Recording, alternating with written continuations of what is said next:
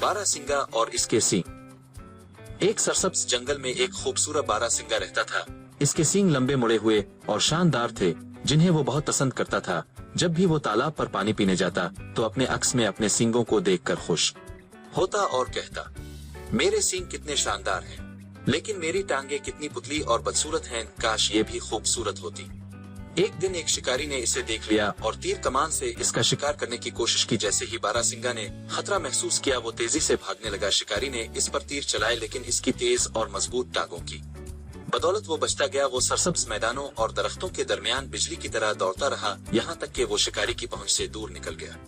जब वो महफूज मकाम पर पहुंचा तो वो रुककर गहरी सांस लेने लगा।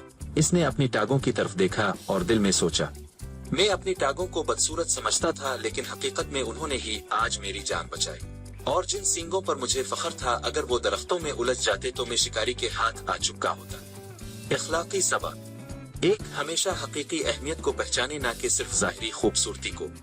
दो, बाज़ औकात वो चीजें जिन्हें हम कमतर समझते हैं सबसे ज्यादा फायदेमंद साबित होती है।